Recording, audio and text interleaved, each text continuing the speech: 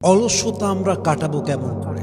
আমাদের লাইফে অনেক প্ল্যান আছে, অনেক ড্রিম আছে, অনেক কাজ আছে, অনেক স্বপ্ন আছে, কিন্তু অলসতা এমনভাবে আমাদেরকে আঁকড়ে ধরে যে কাজের প্ল্যান করিও অনেক, ড্রিম আমাদের অনেক বিগ বিগ, কিন্তু কাজের বেলায় আমরা জিরো হয়ে যাই। তো আজকে আমরা জানবো যে অলসতা দূর করার জন্য আমরা বেসিকলি কোন আমলটা, কোন টিপসটা অ্যাপ্লাই করতে পারি। ফার্স্ট অফ অল মাথায় রাখবেন যে লেজিনেস, যে আপনি অভ্যেসটাতে খুব বেশি আঁকড়ে গেছেন, আপনার সমস্যাটা হচ্ছে আপনি সবসময় একটা কথা বলেন যে আগামীকাল করব। আচ্ছা, যেহেতু এখন 29 তারিখ, 1 তারিখ থেকে শুরু করব। আচ্ছা, যেহেতু আজকে বৃহস্পতিবার, শনিবার থেকে, অর্থাৎ উইকের যে বিগিনিং, সপ্তাহের শুরু, তখন থেকে শুরু করব। এই আগামীকাল শব্দটাই আপনি আপনার ব্রেন থেকে টোটালি ডিলিট করে ফেলেন। আগামীকাল বলতে কোনো শব্দ নেই, যা আছে এখন, right now, at this moment, এখনই করতে হবে। 1 ঘন্টা পরে তাও নয়, এখনই করতে হবে। You have to take your action right now, এখনই করতে হবে। আগামীকাল যখন আপনি প্ল্যান করবেন আগামীকাল করব, এই আগামীকাল আর আসে না, তারপরের দিন আর আসে না, 1 সপ্তাহ পর আর আসে না। যা সুযোগ, যা হায়াত এখনই, কালকে আপনি মরেও যেতে পারেন। যা শুরু করেন এখনই করেন, যা করেন এখনই করতে হবে, প্ল্যান করেন এখনই করেন। Just plan and take your action. আগামীকাল শব্দ একদম ডিলিট করে দেন। আগামীকাল বলতে কোনো শব্দ আপনার লাইফে থাকা যাবে না। জাস্ট যা করবেন right now, at this moment you have to take your action. এখনই করেন, দেখবেন অলসতা দূর হয় কেমন করে। 2 নাম্বার, আমরা খুব বড় প্ল্যান করি যে অনেকগুলো কাজ একসঙ্গে করব। That's absolutely wrong idea. ছোট্ট ছোট্ট অ্যাকশন নেন, ছোট্ট ছোট্ট কাজ করেন। একসাথেই যে সব করতে হবে, একদিনেই সব করতে হবে, it's exactly not like that. আপনি মাসে 1 দিন কাজ করলেন, বাকি 29 দিন নষ্ট করলেন, তা কিন্তু আসলে কাজ নয়। আপনি প্রতিদিন করলেন, 10 ঘন্টা নয় 5 ঘন্টা করলেন, that will work for you. এটা আপনার কাজে দিবে। অতএব অনেক প্ল্যান, অনেক কাজ, অনেক প্ল্যান, অনেক কাজ একদিনে করব, একসঙ্গে করে ফেলবো, ডোন্ট থিঙ্ক লাইক দ্যাট। ছোট্ট ছোট্ট অ্যাকশন নেন। Small action can change your life. Small action can help you to reach your dream.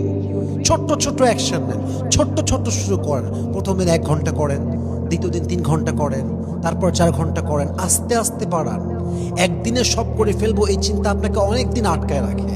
আপনি বেসিক্যালি শেষ পর্যন্ত কিছু করতে পারেন না। সো স্মল অ্যাকশন নেন, আস্তে আস্তে শুরু করেন। একদিনে করে ফেলবো, 6 ঘন্টায় চেঞ্জ করে ফেলবো, একদিনে পুরো ইতিহাস পাল্টায় ফেলবো না। ইতিহাস একদিনে পাল্টে ফেলা যায় না। স্বপ্ন, যে কোনো বড় স্বপ্ন একদিনে বাস্তবায়ন হয়ে যায় না। এই স্বপ্নের জন্য লম্বা সময় কাজ করতে হয়, লম্বা সময় ধরে কাজ করতে হয়, প্রতিনিয়ত কাজ করতে হয়, বছরের পরে বছর সাধনা করতে হয়, অনেক দূর যেতে হবে আপনাকে। একদিনের জন্য আপনি থেমে থাকলে হবে না। প্রত্যেক দিন করেন, অল্প অল্প করে করেন। হাদিসে আসছে আল্লাহর কাছে সে আমল পছন্দনীয় নয় যে আমলটা বান্দা কয়েকদিন করে আর করে না, বরং আল্লাহর কাছে সে আমলটা পছন্দনীয়, আমলটা যদিও বা কম, বাট বান্দা এটা প্রত্যেক দিন করে, প্রতিনিয়ত বান্দা আমলটা করে। অতএব চেষ্টা করবেন স্মল অ্যাকশন নেওয়া, অল্প হলেও কাজ করা, শুয়ে না থাকা, আড্ডা না দেওয়া, স্মল অ্যাকশন ট্রাই করবেন নেওয়ার জন্য। 3 নাম্বার, আপনি যে অলস, what is the reason behind it, এর কারণটা কি, এটাকে আপনার ফাইন্ড আউট করতে হবে। অলস কেন একটু খেয়াল করেন, খেয়াল করলে বুঝবেন। আপনার ঘুম ভেঙেছে, কথার কথা, বর্তমান জেনারেশন নিয়ে যেহেতু কথা বলছি ওই পার্সপেক্টিভ থেকে বলতেছি। ঘুম ভেঙেছে সকাল 9টার সময়, ফজর তো গেছে বহু আগেই, 9টার সময় আপনার ঘুম ভেঙেছে। আপনি ভাবছেন যে ঘুম থেকে উঠে এখন গোসল করে কাজটা করবো, তাহলে ঠিক আছে, যেহেতু ঘুম ভেঙে গেছে একটু শুয়ে থাকি, একটু মোবাইল ফোনটা হাতে নিই, একটু রিলস দেখি।